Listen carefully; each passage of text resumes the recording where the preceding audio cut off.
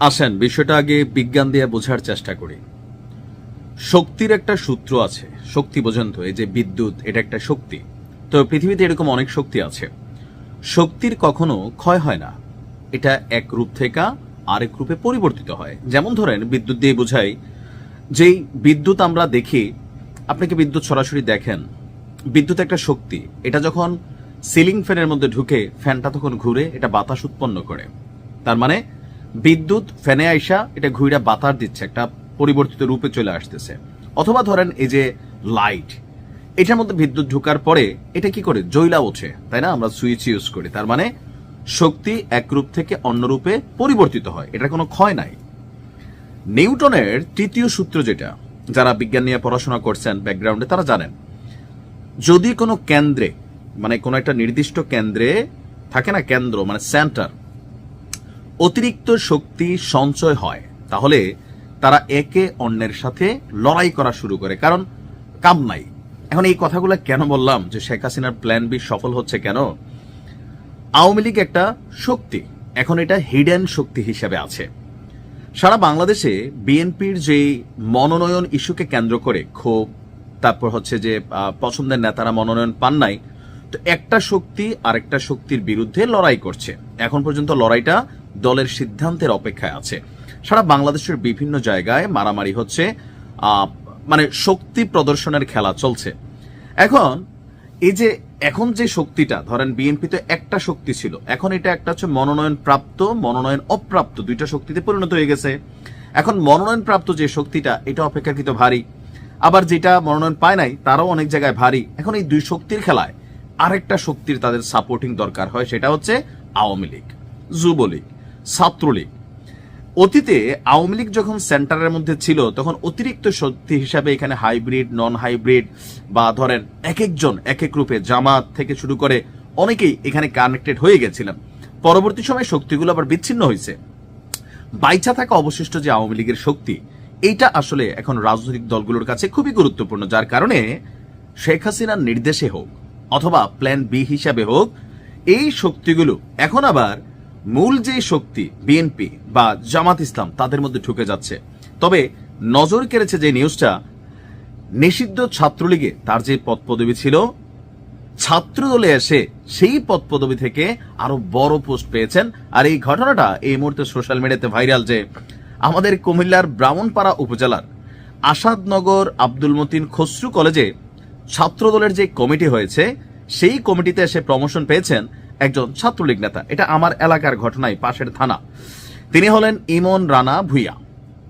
এর আগে ইমন ছিল ব্রাহ্মণপাড়া উপজেলা মালাপাড়া ইউনিয়ন ছাত্রলীগের সহ সম্পাদক। এখন এই পদগুলা কি খুব বেশি গুরুত্বপূর্ণ ছিল? না।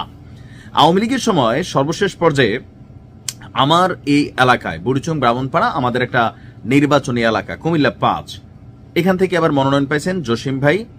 আর অতীতে এই জায়গা থেকে আওয়ামী লীগের সময় 41 জন প্রার্থী, এমপি প্রার্থী কিন্তু এখান থেকে দাঁড়াইছিল। কতজন? 41 জন। আপনি ভাবতে পারেন, সবাই এমপি হইতে চাইছে, যে যেমনে পারছে টেকনিক্যালি।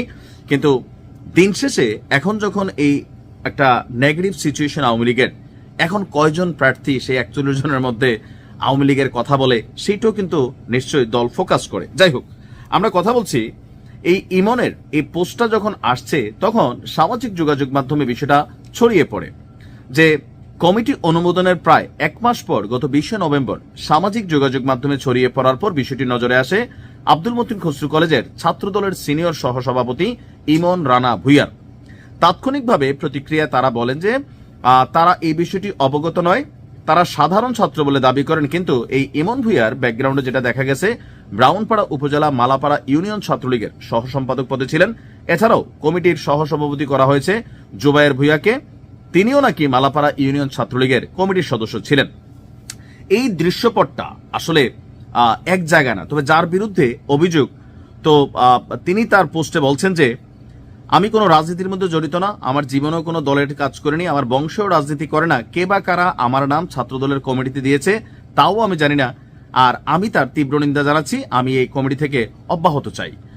আর এটা হচ্ছে কে বলছে, এই বক্তব্যটা হচ্ছে ছাত্রদলের সিনিয়র যুগ্ম সাধারণ সম্পাদক যাকে করা হয়েছে সৌরভ ভুইয়া। আর ইমন রানার বক্তব্য হচ্ছে যে তার বক্তব্য এ বিষয়ে আমি কিছুই জানি না, আমার নাম এর আগেও ছাত্রলীগের কমিটিতে দিয়েছিল, এটাও আমি গতকালকে দেখেছি, আমি কোনো রাজনীতির সাথে জড়িত না। অর্থাৎ বিষয়টা হয়ে গেছে যার বিয়া তার খবর নাই, পাড়াপড়শির ঘুম নাই।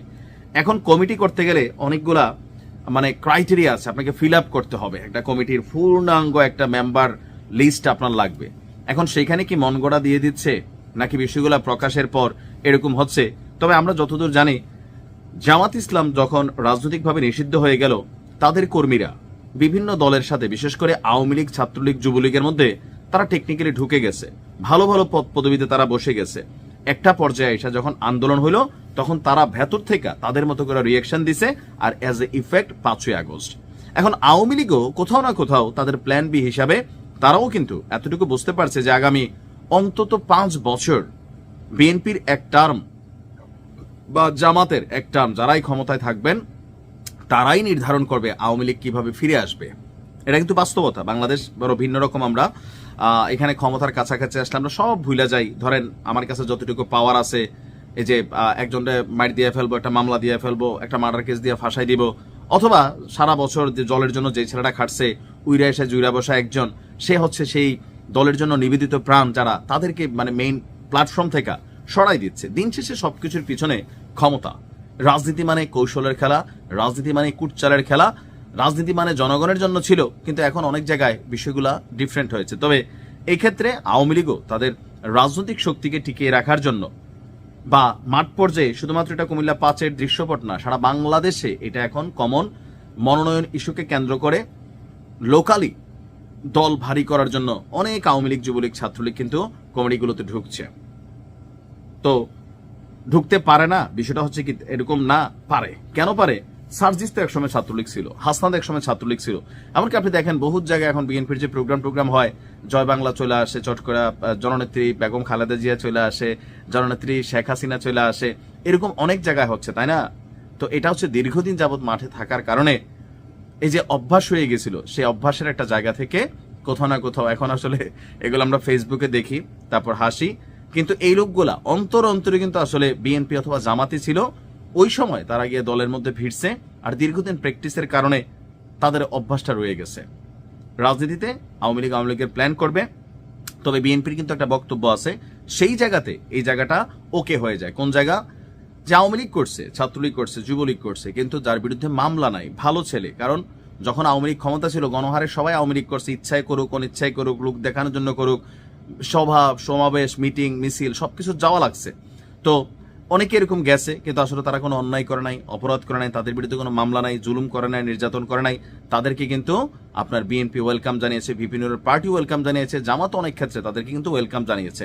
সো এই শক্তিটা এখন আগামী দিনের নির্বাচনের জন্য খুবই অপরিহার্য। ভালো থাকুন, আসসালামু আলাইকুম।